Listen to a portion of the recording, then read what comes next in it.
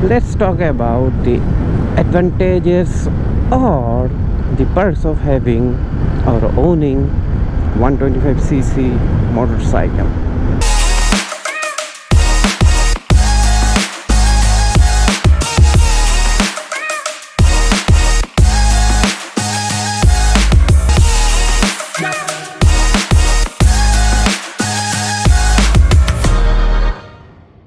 Hello everyone, Assalamualaikum and welcome back to my YouTube channel. So সবাইকে জানাই ঈদ মোবারক। So যেহেতু ঈদ মানে আনন্দ, let's talk about the advantages or the perks of having or owning 125cc motorcycle. First of all, যেটা as আমরা young generation আর young blood, আমাদের সবচেয়ে বেশি আমরা পছন্দ করি যদি বাইক টানে। খাঁটি বাংলায় হলো বাইকের খিচ্চা টান আছে বা সেরকম টান আছে। যদি একটু সুন্দরভাবে বলি তো বাইকের টর্ক আমাদের অনেক ম্যাটার করে আমাদের জন্য। একটা 125cc বাইকে সে পরিমাণের টর্ক যদি থাকে সিটি রাইডের জন্য না হাইওয়ে রাইডের জন্য, তাহলে তো আর কথাই হয় না। 125cc বাইকে হিরো ইগনিটর টেকনোর বেস্ট জিনিসটা হলো এটার র পাওয়ার, টর্ক অথবা টান খুবই সুন্দর। এই দেখেন আমি বের হয়ে যাচ্ছি। 125cc বাইক নিয়ে খুবই সহজেই জ্যাম বা ট্রাফিকওয়ালা রাস্তা খুব আরামসে কাটানো যায়। জ্যামের মধ্যেও বাইকটা অনেক ছোট হতে খুব ইজিলি জ্যাম কাটানো যায়, তো জ্যামে অনেক আরামসে চালানো যায়। এটা টার্নিং রেডিয়াস অনেক খুবই ভালো।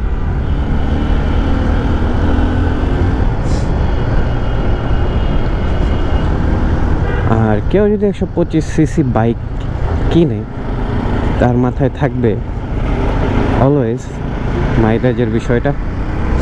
আমার বাইকে মাইলেজ বেশি দিতে হবে। সো হিরো ইগনিটর টেকনো এই বাইকটি, এটার যেমন ভালো একটা পাওয়ার আছে, পাওয়ার আউটপুট দেয় ভালো। ওকে, আমাকে ধরবে কিনা জানি না, ধরবে না। ওকে, সো যেটা বলতেছিলাম, এটার একটা ভালো পাওয়ার আউটপুট দিলেও এটার মাইলেজ কিন্তু অ্যাকচুয়ালি খুবই ভালো দেয়। মাইলেজ ভালো পাইতে হলে অবশ্য সব বাইক গাড়ি যেটাই বলেন না কেন মেনটেনও করা লাগে। হিরো ইগনিটর টেকনো আমি এটা ফার্স্ট থেকে খুবই ভালোভাবে মেনটেন করার চেষ্টা করছি। ফার্স্টে খুবই ভালোভাবে মেনটেন করছি, ইদানিং মেনটেন করতে পারতেছি না। স্টিল এটা আমি পার লিটারে যদি খুবই ভদ্রভাবে চালাই, জেন্টাল রাইড করি, তাহলে এটা 60 কিলোমিটার পার লিটার মাইলেজ দেয়। আর যদি আমি একটু রাফ চালাই তখন এটা একটু কম দিবে, বাট কত কম দিবে দেয় হলো 55 কিলোমিটার পার লিটার। এটা কোনো বানানো কোনো কথা না, অ্যাকচুয়ালি আমি যেটা পেয়েছি। 125cc বাইক ভেবে মানুষ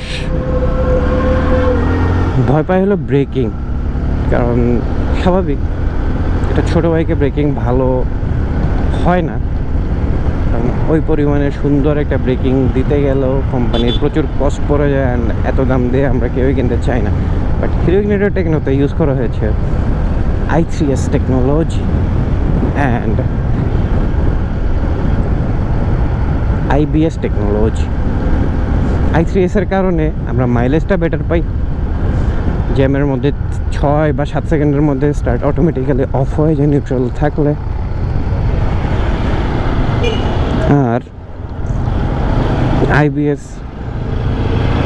ব্রেকিং সিস্টেমটার জন্য খুবই সুন্দরভাবে ব্রেকিং করা যায় অ্যান্ড খুবই কনফিডেন্টলি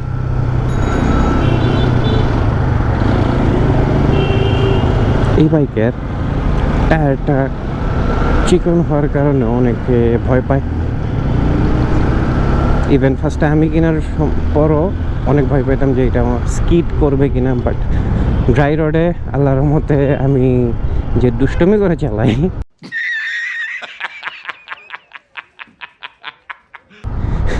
মানে মাঝে মাঝে একটু জ্যামের মধ্যে মাথা গরম হয়ে যায়, টানাটানি করি, তো তারপরও খুবই ভালো গ্রিপিং পাওয়া গেছে।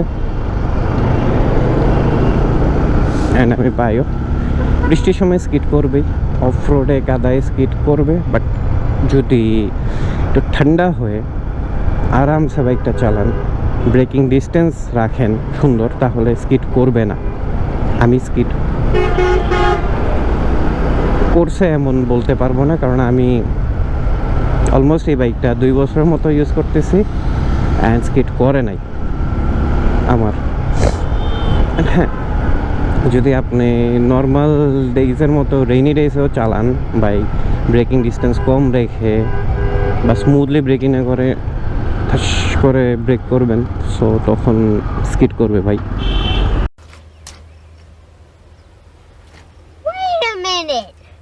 মেইন কথাই তো বলিনি আপনাদেরকে, বলতে বলতে সবার ফার্স্টে আমরা